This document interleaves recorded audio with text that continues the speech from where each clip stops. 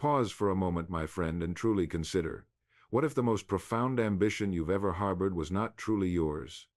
What if, from the very first breath of your career, the finish line you were told to race towards, the one marked security and retirement, was actually a mirage designed to keep you running in place, arriving at 65, perhaps with a gold watch, but an empty feeling where your true legacy should have been? This isn't about blaming anyone, but about gently peeling back the veil on a silent, almost invisible deception that has held generations captive. You see, there's something profoundly tragic happening all around us, every single day, in every city and town across this nation, across the world. People wake up before dawn. They put on their work clothes, they kiss their families goodbye, they pour their energy, their time, their very life force into their work day after day, year after year, decade after decade. They do this with dedication, with honor, with the deep belief that if they just keep going, if they just keep their heads down and work hard, everything will turn out all right in the end.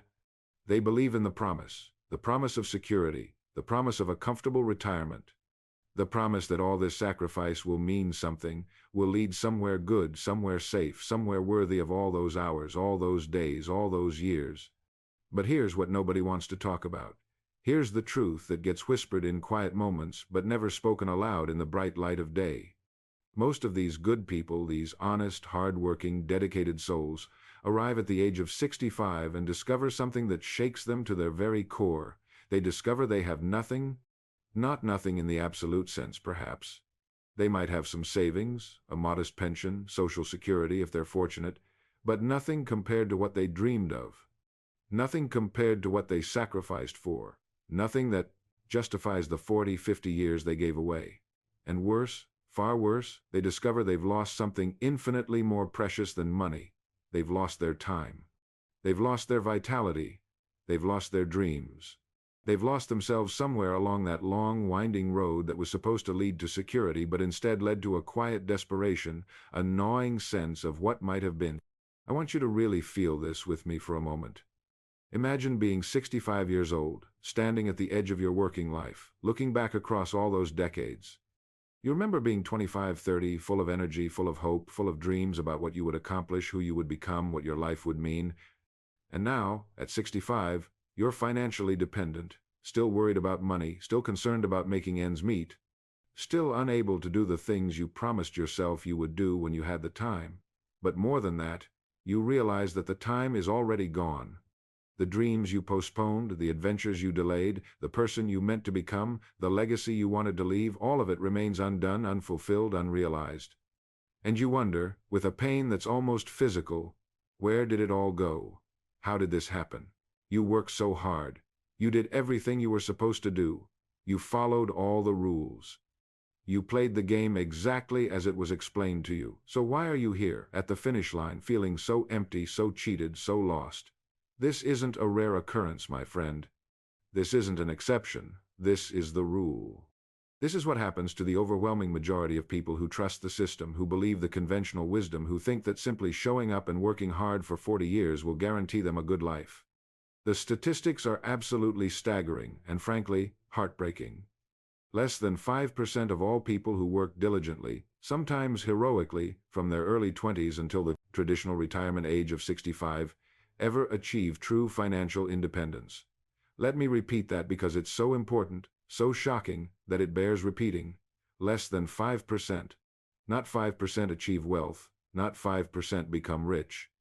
5% achieve basic financial independence, which simply means having enough resources to live comfortably, without needing to work, without depending on others, without constant worry about money. 5%. That means 95 out of every 100 people who dedicate their entire adult lives to work end up still struggling, still dependent, still trapped in financial anxiety even in their retirement years. Why is this happening? That's the question that haunted Napoleon Hill for decades. That's the question that drove him to interview over 500 of the most successful people of his era, to study them, to understand what they knew that others didn't, what they did that others weren't doing. And what he discovered was both simple and profound.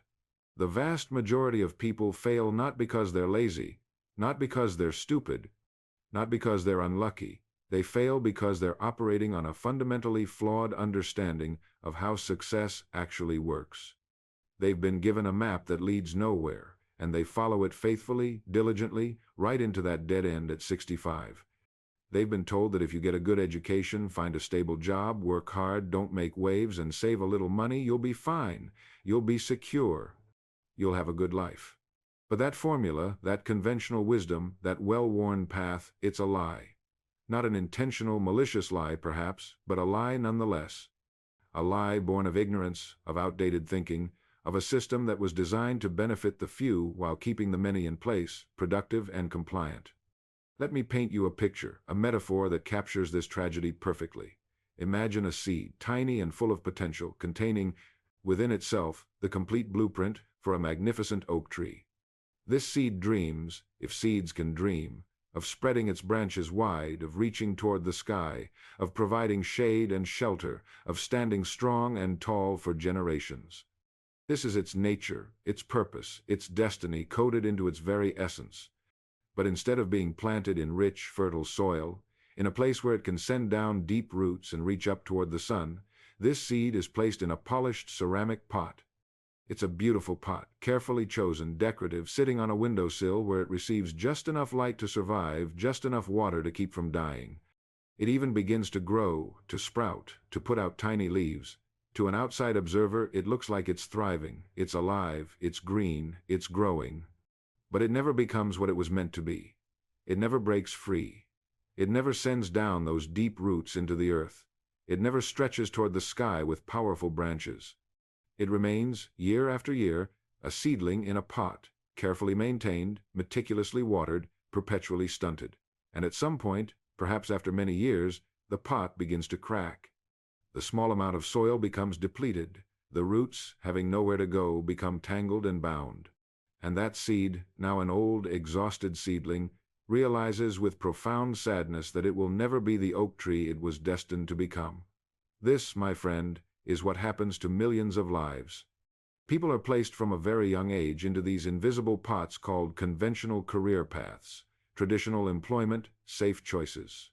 They're given just enough education to be useful, just enough salary to keep showing up, just enough hope to keep them striving, but never enough freedom, never enough resources, never enough time or space to truly become what they were meant to be. They grow, yes, they develop skills, they gain experience, they even achieve small milestones, but they never flourish. They never break free. They never realize their full, magnificent potential. And at 65, they're still in that pot, and the pot is cracked, and they're exhausted, and they look around and wonder why they feel so unfulfilled, why they have so little to show for all their years of growth, all their years of effort. There was a time, early in my own journey, when the shadow of this very outcome felt palpable to me.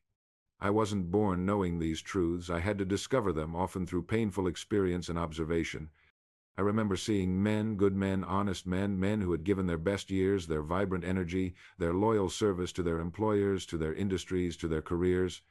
And I saw them in their later years, and what I saw in their eyes shook me. I saw regret. I saw confusion. I saw a deep, gnawing sense of having been somehow cheated, though they couldn't quite articulate how or by whom. They had done everything right according to the script they were given, and yet the ending was all wrong. They were supposed to be riding off into the sunset, enjoying the fruits of their labor, living out their golden years in peace and prosperity. Instead, they were worried about their health insurance, about their dwindling savings, about whether they would burden their children. They were filled with what-ifs. What if I had taken that risk? What if I had started that business? What if I had pursued that passion? What if I hadn't been so afraid, so cautious, so obedient to a system that never truly had my best interests at heart? This isn't about statistics, though the numbers are damning. This is about the very real, very human fear that touches us all at some point, usually in those quiet moments late at night or early in the morning, before the noise of the day drowns out our inner voice. It's the fear of looking back and realizing that the most precious currency of all time, that irreplaceable, irretrievable gift, was spent building a monument to someone else's dream, while leaving our own unwritten, unlived, unrealized. It's the fear of arriving at the end and discovering that we never really lived at all, that we were so busy surviving, so busy playing it safe, so busy following the rules, that we forgot to actually live, to create, to become, to matter. But here's what I want you to understand, and this is crucial. This is why we're having this conversation. It doesn't have to be your story. You are not destined to repeat this pattern. You are not trapped in this system unless you choose to remain trapped. There is another way. There has always been another way. It's just that nobody told you about it, or if they did, you were taught to dismiss it as unrealistic, as risky, as foolish. Perhaps you've felt that quiet unease I'm describing. Perhaps you've experienced that nagging suspicion that there's more to life, more to you, than the daily grind and the promise of a distant, often unsatisfying retirement. Perhaps you've looked at your current trajectory and done the math and realized with a sinking feeling that if you continue on this path, you're going to end up exactly where you don't want to be. Perhaps you've wondered if there's something fundamentally wrong with you for wanting more, for feeling restless, for questioning the conventional wisdom that everyone around you seems to accept without question. Let me assure you of something right now. There is nothing wrong with you. That restlessness, that unease, that suspicion, that's not a problem. That's a signal.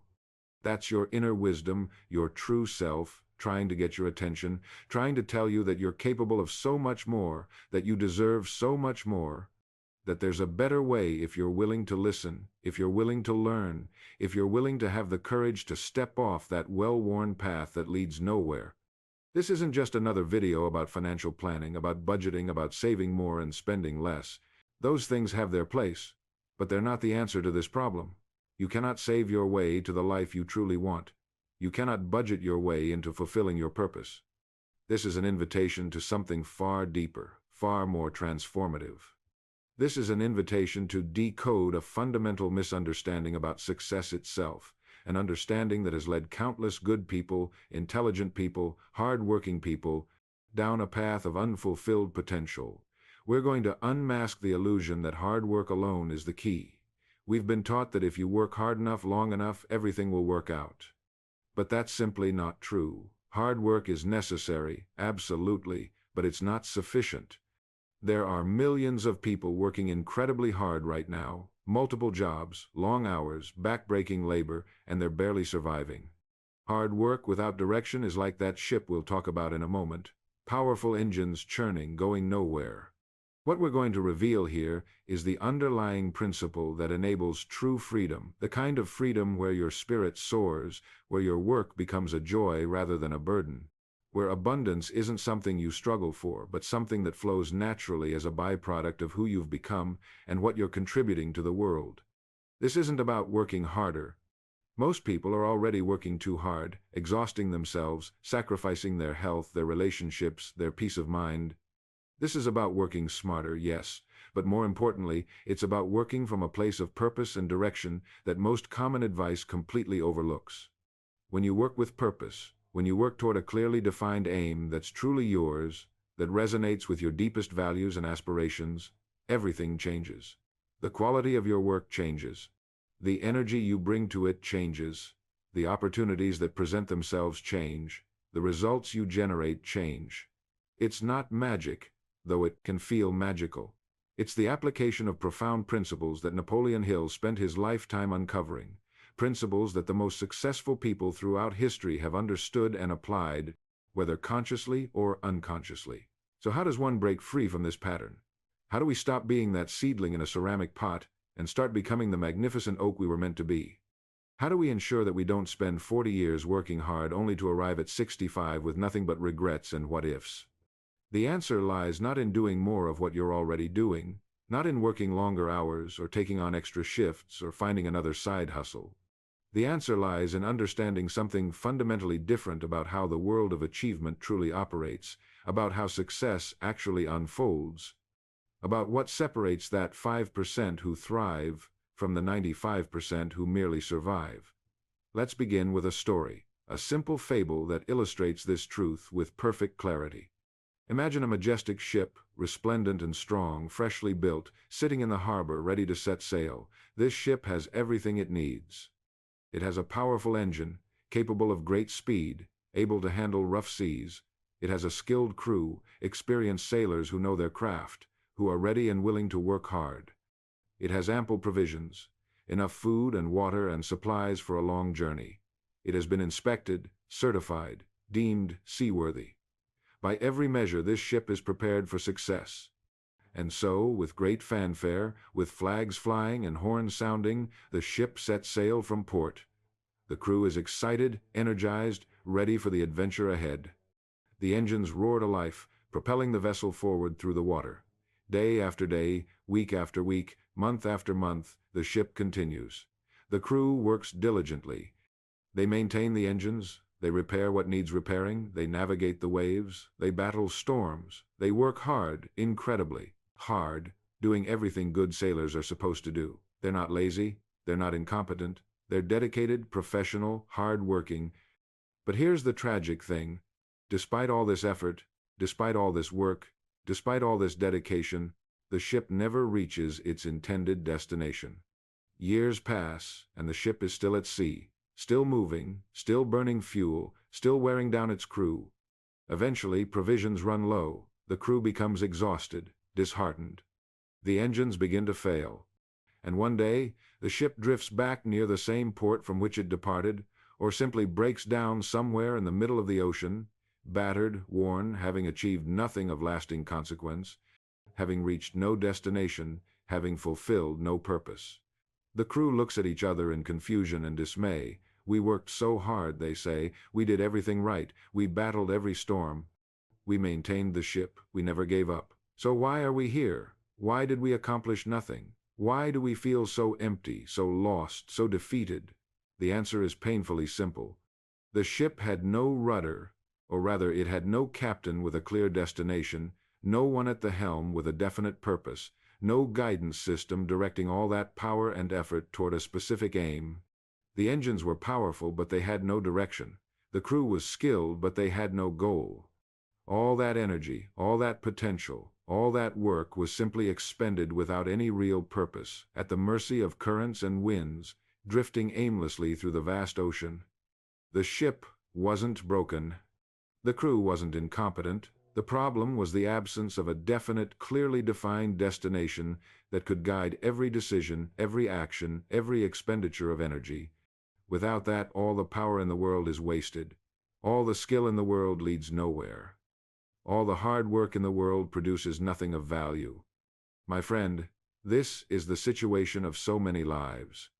Lives that are full of energy, full of intelligence, full of good intentions, full of hard work, but lacking a definitive course. People wake up every day and work hard, just like that crew, but they're not working toward anything specific. They're not building toward a clear vision of their own choosing. They're just working, just surviving, just getting through the day, the week, the year. They're at the mercy of their circumstances, their employer's needs, the economy, random events. They have no rudder, no clear purpose guiding them. And so, despite all their effort, despite their good intentions, despite their dedication, they drift.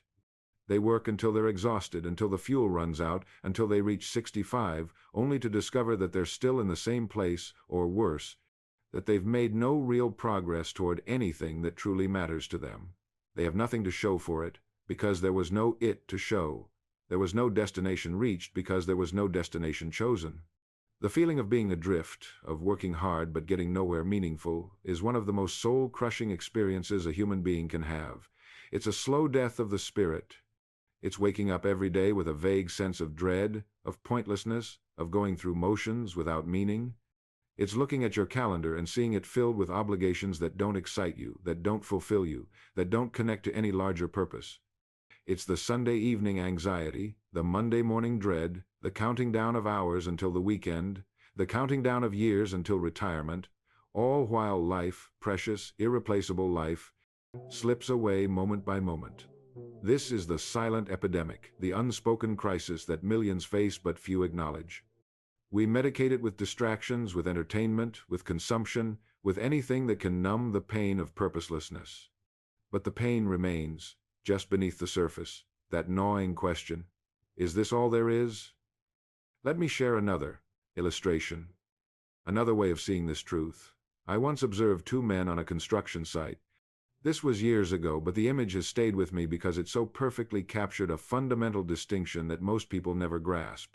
One man was a laborer, a bricklayer. He was a good man, a hard worker. I watched him as he toiled tirelessly under the hot sun, laying brick after brick, his hands moving with practiced efficiency, sweat dripping from his brow. He was completely focused on the task at hand, on getting each brick perfectly level, on applying the mortar correctly, on completing his section of wall. He took pride in his work. You could see it in the care he took with each brick. He was doing good, honest work, the kind of work that builds nations, the kind of work that deserves respect. And at the end of the day, he had a wall to show for it, a tangible result of his labor. He was earning his wage, supporting his family, doing what he was employed to do.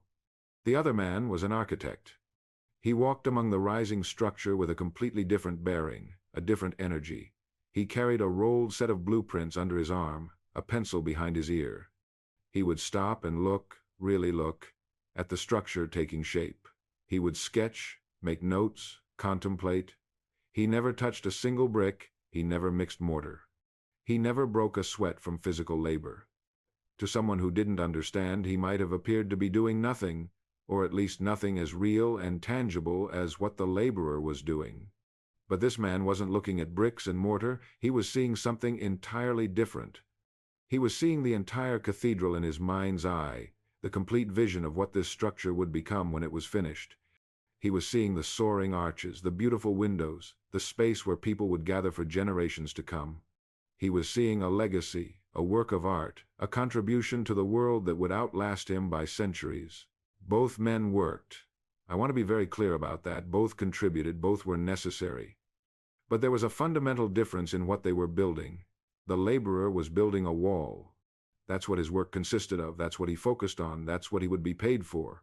One brick, then another, until the wall was complete, and then he would move on to the next wall, and then the next, throughout his career.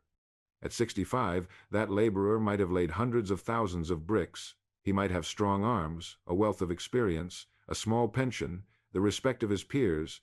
All of that is honorable and good. But what would he have built that was truly his own? What legacy would he leave?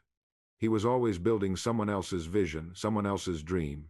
His skill, his time, his energy, his life force was poured into creating what others had designed. The architect, on the other hand, was building a legacy. He was creating something that bore his name, that reflected his vision, that embodied his unique gift. When that cathedral stood complete, people wouldn't remember the individual laborers who laid each brick, but they would remember the architect. They would speak his name. They would marvel at his creation. And more importantly, the architect himself would look at that structure with a sense of profound fulfillment, knowing that he had brought something into the world that didn't exist before, something born from his imagination, his knowledge, his creative spirit. At 65, the architect doesn't just have a pension, he has a portfolio, he has a reputation. He has wealth, yes, but also meaning, purpose, a sense of having truly lived, having truly contributed, having truly mattered.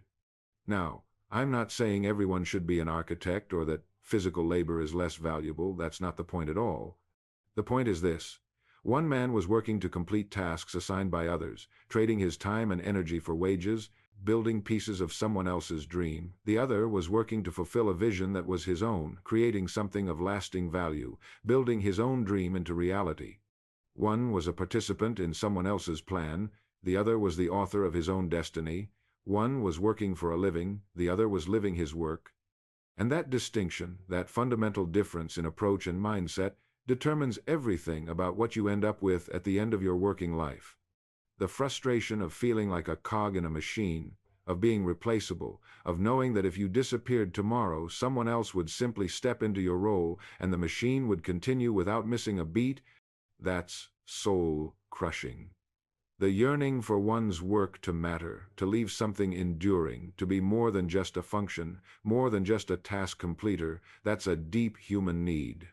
We want to create, we want to build, we want to leave the world different, better, marked by our presence, but most employment structures don't allow for that. They need interchangeable parts, not unique creators. They need people who will follow instructions, not people who will question and innovate and build their own visions. And so, good people, talented people, people with so much potential, spend their entire lives being that laborer, laying bricks for someone else's cathedral. arriving at 65 with strong arms perhaps, but an empty place where their own creation should have been. They built nothing of their own, just small fractions of countless other people's dreams. And at the end, they wonder why it feels like they have nothing, even though they worked so hard. It's because the nothing isn't about money or possessions. It's about meaning, legacy, self-expression, fulfilled potential. It's about never having built their own cathedral. These stories illustrate a crucial point, one that we cannot afford to overlook if we're going to break free from this pattern. It's not just effort that defines our destination, not just hard work, not just showing up day after day. Those things matter, certainly, but they're not sufficient. What truly defines our destination, what determines whether we arrive at 65 with abundance and fulfillment or with nothing but regrets, is something far more potent, far more fundamental. So, what precisely is this missing piece? What are the profound yet often overlooked principles that transform effort into lasting achievement, that turn a drifting ship into one that reaches magnificent destinations, that elevate a bricklayer into an architect of their own life? The answer begins with what Napoleon Hill called the definite chief aim. This is the cornerstone, the foundation, the absolutely non-negotiable starting point for any life of genuine achievement and fulfillment. And yet, it's the one thing that most people never develop. They have wishes, they have fantasies, they have vague desires. They say things like, I want to be successful, or I want to be happy, or I want to be financially secure, or I want to make a difference. These are not aims. These are not purposes. These are fuzzy, general, undefined wishes that have no power to direct your life, no capacity to focus your energy, no ability to guide your decisions. Hill taught us, and this cannot be emphasized enough, that your aim must be singular, specific, crystal clear, written down in precise detail, and imbued with a burning intensity that makes it the central organizing principle of your entire existence. Let me explain what this really means, because this is where most people go wrong. They think having a goal is enough. They think saying, I want to be a millionaire, or I want to own my own business, or I want to retire early, constitutes a definite aim. It doesn't. A definite chief aim must be so specific that you can see it, taste it, feel it as if it already exists. It must answer the questions, what exactly do I want? Why do I want it? How will I know when I've achieved it? What am I willing to give in return for it? And most importantly, it must be something that you want with such intensity, such passion, such unwavering desire that every thought, every action, every decision automatically aligns with it. It becomes your rudder, your compass, your North Star. It's the filter through which everything passes. Here's a profound paradox that Hill discovered, and that experience confirms. The more specific and singular your aim, the more paths open up to you. You would think the opposite would be true, that being specific would limit your options. But it doesn't work that way. When you have a vague, general aim, you end up paralyzed by options, confused by conflicting advice, pulled in multiple directions, never quite sure what to do next. But when your aim is crystal clear, suddenly opportunities that align with it become visible. People who can help you appear, resources you need become available. Decisions become easy because you simply ask, does this serve my definite aim? If yes, you do it. If no, you don't.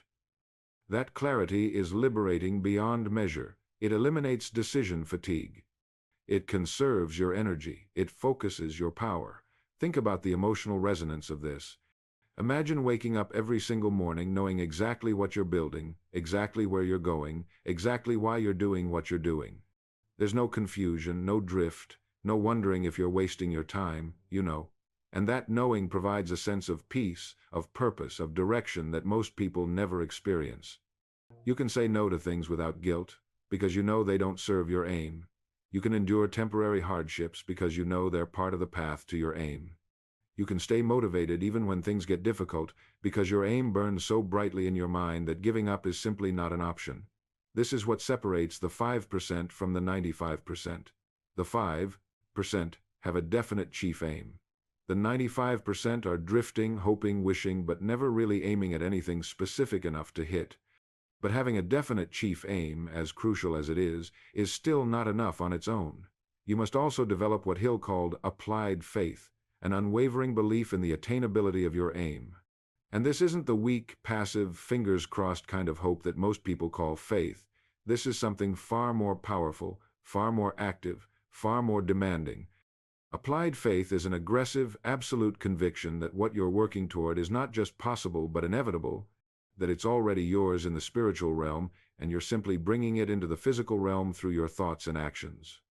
It's a deep, unshakable knowing that exists independent of current circumstances, independent of what others say, independent of temporary setbacks or obstacles. Most people's faith is conditional. They believe in their goals when things are going well, when they're making progress, when others are encouraging them. But the moment things get difficult, the moment they face rejection or failure or criticism, their faith evaporates. They start doubting themselves, questioning their aim, looking for easier paths. That's not applied faith. Applied faith is belief that persists, especially when circumstances seem to contradict it, when the evidence suggests you're failing, when everyone around you thinks you're crazy. It's the kind of faith that looks at an impossible situation and says, "This is happening, regardless of what I see in front of me right now." And this kind of faith isn't just wishful thinking or self-delusion. It's based on an understanding of how the subconscious mind works, how it takes the thoughts and beliefs we feed it most consistently and most emotionally, and it works day and night to bring them into reality. You see, your subconscious mind is like the most powerful servant you could ever have, tireless, infinitely capable, working 24 hours a day, but it needs clear instructions. When you combine a definite chief aim with applied faith, you're giving your subconscious mind both the target and the conviction that hitting that target is certain. And your subconscious begins to work in ways you cannot consciously direct or even understand. It starts noticing opportunities you would have missed. It starts making connections you wouldn't have consciously made. It influences your intuition, your gut feelings, leading you toward people, places, ideas, and actions that serve your aim. This isn't mystical or magical, though it can certainly feel that way. It's the natural function of the most powerful aspect of your mind when it's finally given clear direction and unwavering belief. The emotional impact of developing this kind of applied faith is transformative. There's a deep internal peace that comes from knowing, truly knowing, at the core of your being, that you're moving toward what is already yours. It doesn't eliminate challenges or obstacles, but it completely changes how you respond to them. Instead of seeing them as evidence that you should give up, you see them as temporary tests, as opportunities to prove your commitment, as necessary parts of the journey. There's a quiet courage, an unshakable resilience that develops. You become almost unstoppable, not because nothing can knock you down, but because nothing can keep you down. You get back up, again and again, not because you're stubborn, but because your faith makes any other option unthinkable. This is the kind of inner strength that the 95% lack, and it's developed through conscious, deliberate practice of believing in your aim regardless of circumstances. Now, even with a definite chief aim and applied faith, there's still another crucial element that Hill discovered in his decades of research. No great achievement is truly solitary. The mythology of the lone genius, the self-made millionaire, the individual who succeeds entirely through their own efforts, is just that mythology. Behind every significant achievement is what Hill called a mastermind alliance, a harmonious group of two or more minds working together in perfect synchronicity toward a definite purpose. And this isn't just about surrounding yourself with smart people or having a good network, though those things help. The mastermind principle is something far more profound and far more powerful. When two or more minds come together with a shared purpose, with mutual respect and harmony, something extraordinary happens. There's a synergistic effect, where the combined knowledge, energy, creativity, and resources of the group exceeds what any individual could produce on their own. Ideas emerge that wouldn't have occurred to any single person. Solutions appear that no one person could have devised. Opportunities open up through the connections and influences of the group that would have remained closed to an individual. Hill discovered that virtually every person of great achievement attributed much of their success to their mastermind alliance, to the small group of trusted advisors, partners, friends, or colleagues who worked with them, challenged them, supported them, and amplified their efforts. There's a contradiction here that challenges the fierce individualism we're taught in this culture. We're told to be self-reliant, to not depend on anyone, to make it on our own. And there's value in self-reliance, certainly. But taken to its extreme, it becomes isolation. and isolation is a prison. The truth is that true genius, true power, true achievement is cultivated in collaboration. It's not about being less than you could be on your own. It's about becoming far more than you could ever be alone. The Mastermind Alliance multiplies your capabilities. It provides perspective you cannot have on your own. It offers accountability that keeps you on track. It gives you resources, connections, and knowledge you don't possess. And perhaps most importantly, it provides emotional support, encouragement, and belief in you during times when your own faith might waver. Think about the emotional impact of this. So many people feel desperately alone in their aspirations. They have dreams that nobody around them understands or supports. They face challenges that they don't know how to overcome. They make decisions in isolation, never sure if they're on the right path. This is exhausting and demoralizing. But imagine having even just one other person, one trusted ally, who shares your vision, who believes in your aim as much as you do, who brings complementary skills and knowledge, who you can talk through challenges with, who celebrates your victories and helps you learn from your defeats. The feeling of not being alone on your journey, the sense of belonging to something greater than yourself, the acceleration that comes from true collaboration, it's profound. It transforms the journey from a lonely struggle into a shared adventure. And that makes all the difference. But even with all of these elements in place, a definite chief aim, applied faith, and a mastermind alliance, there's still one more absolutely critical ingredient. Hill called it burning desire. And this goes beyond wanting something. It goes beyond wishing for something. It's a level of intensity, of obsessive passion that most people never develop because they've been taught to be balanced, to be reasonable, to keep their expectations in check. But burning desire isn't balanced or reasonable. It's an all-consuming fire that eliminates the possibility of failure because giving up simply isn't conceivable. It's the kind of desire where your aim is the first thing you think about when you wake up and the last thing you think about before you sleep. It infiltrates your dreams. It colors every experience. It drives you to take action even when you're tired, even when it's inconvenient, even when others think you're going too far. This burning desire is what transmutes thought into action. Because here's the thing, everyone has thoughts. Everyone has ideas. Everyone has things they'd like to accomplish. But very few people act, and even fewer act with consistency and intensity. The difference is desire. When your desire is weak or moderate, it's easy to procrastinate, to make excuses, to let circumstances dictate your behavior. But when your desire burns with intensity, action becomes inevitable. You can't not act. The pain of not moving toward your aim becomes greater than the pain of taking action. Obstacles don't stop you because your desire finds a way around, over, under, or through them. This is the fuel that powers the engine. Without it, you might drift along, making minimal progress. With it, you become a force of nature. The beautiful thing about burning desire is that it's not something you're born with or without. It's something you cultivate. You develop it by constantly focusing on your definite chief aim, by visualizing it with emotion, by imagining in vivid detail what it will feel like to achieve it, by keeping it at the forefront of your consciousness. You develop it by associating pleasure with working toward your aim and pain with neglecting it. You develop it by making it mean everything, by tying it to your deepest values and aspirations. And as your desire grows, everything else falls into place. Your faith strengthens because you can't imagine not achieving something you desire this intensely. Your actions multiply because you're driven by an internal fire. Your persistence becomes unbreakable because your desire won't let you quit. The emotional energy that comes from intense desire is invigorating. It's the opposite of the dull, lifeless feeling of just going through the motions. When you have burning desire, you feel alive, engaged, excited about your work. Challenges stop being daunting hurdles and become exciting opportunities to prove yourself, to grow, to overcome. There's a magnetic quality to people with intense desire. Others are drawn to them, want to help them, want to be part of what they're building. This internal fire lights up everything around it, and this is what the 95% lack most of all.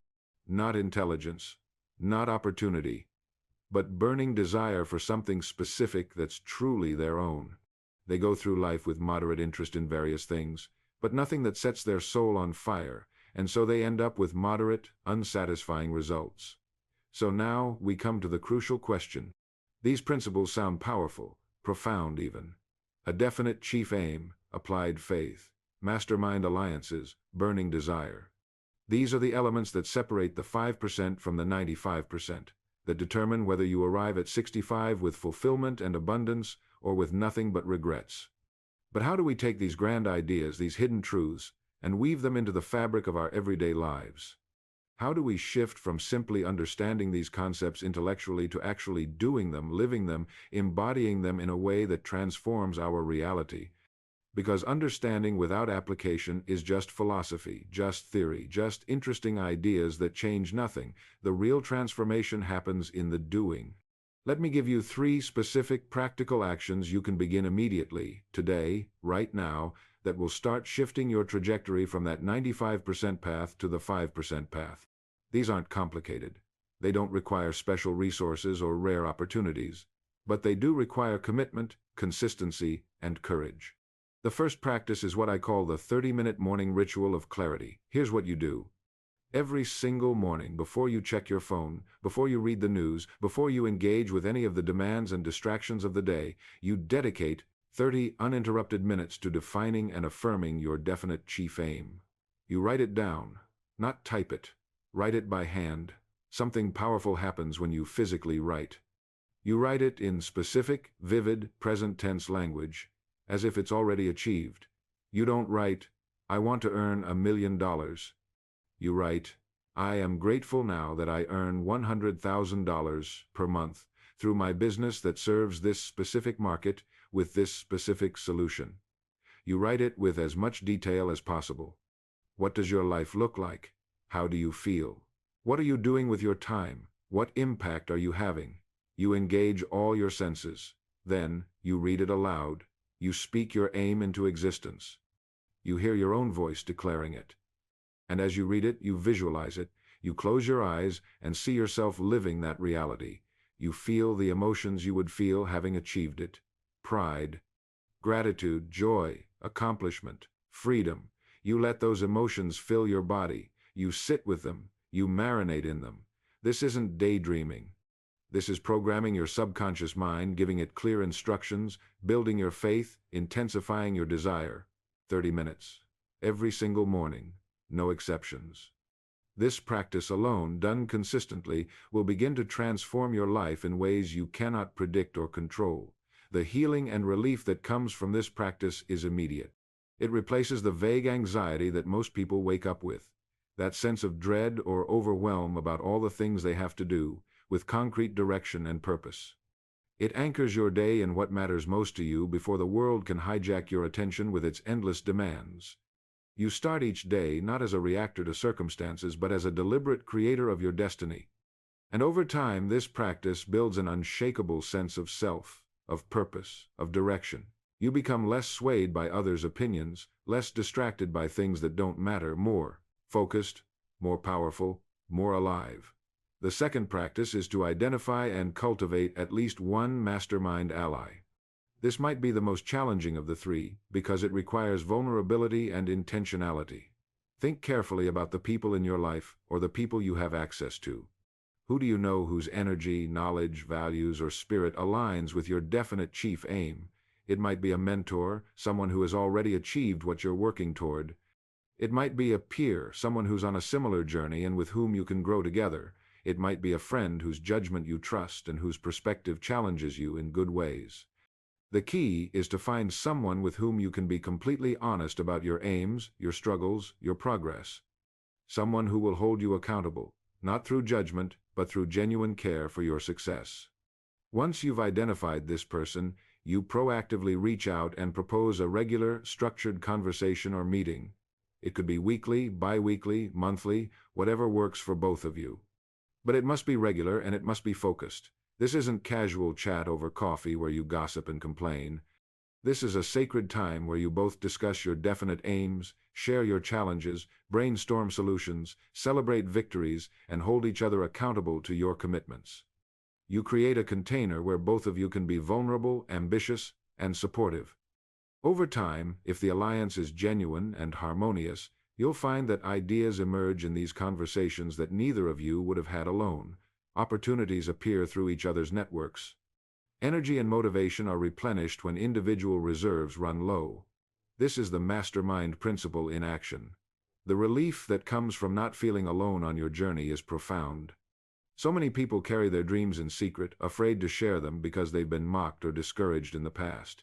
They struggle with challenges in isolation, trying to figure everything out on their own, exhausting themselves needlessly. Having even one true mastermind ally changes everything. It provides perspective you cannot have on your own. It offers support that sustains you through difficult times.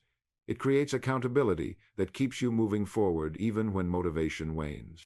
And it reminds you that you're part of something larger than yourself, that your journey matters, that someone else believes in you and is invested in your success. This alleviates the burden of feeling like you must figure everything out alone, like the weight of your dreams rests solely on your shoulders. The third practice is what I call the elimination audit. For one full week, you simply observe and track how you spend your time, your energy, and your resources. You don't try to change anything yet, you just notice. You keep a journal or a simple log. Every couple of hours, you write down what you've been doing. At the end of each day, you note how you feel energetically and emotionally. At the end of the week, you review everything you've tracked and you ask yourself one ruthless question for each activity, commitment, or habit. Does this directly serve my definite chief aim? Be honest. Most things won't. You'll find you're spending hours on things that don't matter, that don't move you toward what you truly want, that are just habits or obligations you've never questioned.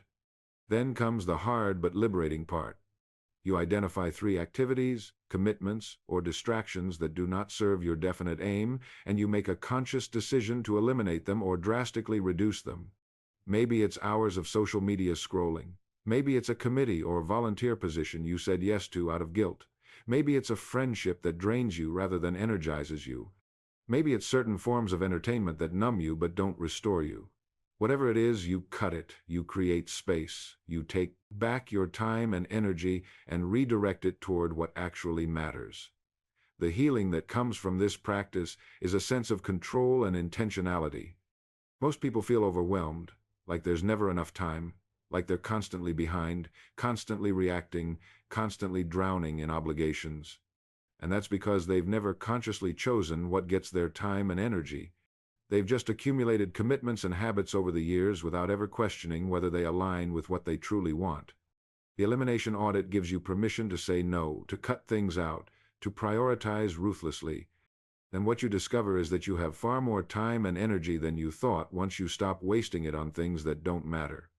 This creates space, literal space in your calendar and mental space in your consciousness, for the work that actually serves your definite aim.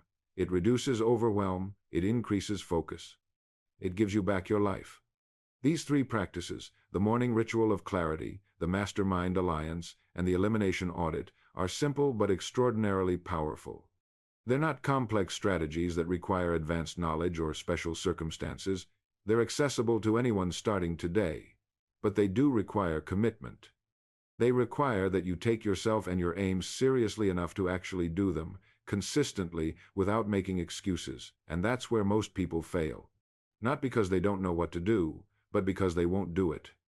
They'll hear these ideas, they'll nod along, they'll think, that makes sense, I should do that, and then they'll do nothing. They'll go back to their routines, their distractions, their comfortable patterns. And in 40 years they'll arrive at 65 with nothing, wondering what happened, never realizing that they had the answer all along, but simply chose not to apply it. My friend, you've now walked a path not just of ideas, but of profound transformation. If you've stayed with me to this point, if you've truly listened and absorbed what we've explored together, you're already different than you were when we started. You've seen behind the curtain. You understand now why so many people, good people, honest people, hard-working people, arrive at the twilight of their working lives with a gnawing sense of nothing. It's not because they weren't smart enough. It's not because they were lazy. It's not because they were unlucky. It's because they lacked a definite chief aim, a burning intensity of purpose that guided their every action. They lacked applied faith, that unwavering conviction that their aims were not just possible but inevitable. They lacked mastermind alliances, those harmonious relationships that multiply capability and provide support. They lacked burning desire, that all-consuming fire that makes action inevitable and obstacles irrelevant. But more fundamentally, they were operating under an incomplete manual, following rules that were designed to benefit others while keeping them in place, productive but never powerful, busy but never truly free. They spent their lives building someone else's cathedral, laying bricks in someone else's design, never creating their own masterpiece. They were magnificent ships with powerful engines and skilled crews, but no rudder, no destination, just drifting through decades of effort until the fuel ran out, and they found themselves right back where they started, or broken down in the middle of nowhere, having reached nothing of consequence. This is the tragedy, the silent epidemic, the unspoken crisis that touches millions of lives but is rarely acknowledged or addressed. But you're not broken. You've not failed, even if you've spent years or decades already on that path. You've simply been operating without the right knowledge, without the profound principles that Napoleon Hill spent his lifetime uncovering by studying the most successful people of his era. These principles aren't secrets kept from you maliciously. They're just not taught in schools or discussed at dinner tables or shared by employers who benefit from keeping you productive but dependent. But now you know them. Now you've been initiated into an understanding that places you firmly on the path of the 5% rather than the 95%. The question is no longer whether you know what to do. The question is whether you'll do it. The universe, life, God, whatever you call that creative intelligence that governs all things, it conspires for those with a clear, unwavering purpose. This isn't mystical thinking. It's observable reality.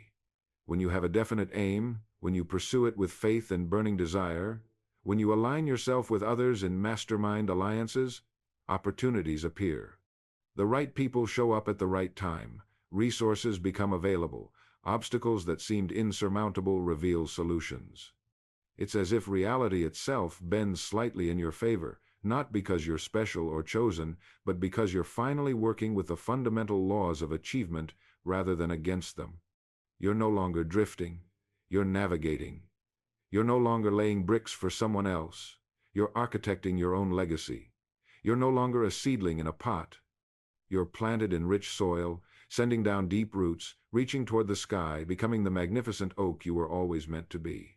The wisdom of Napoleon Hill, distilled through decades of meticulous observation and study, isn't just about getting rich, though financial abundance often follows. It's about becoming truly alive, about realizing the magnificent potential that lies dormant within you, waiting for the right conditions to emerge. It's about ensuring that when you look back from whatever age, whether it's 50 or 65 or 80, you see a life intentionally lived, powerfully created, joyfully experienced, overflowing with meaning and accomplishment, not because you compared yourself to others or achieved some arbitrary standard of success, but because you became who you were uniquely designed to be. You contributed what only you could contribute, you built what only you could build. That's the true measure of a life well lived.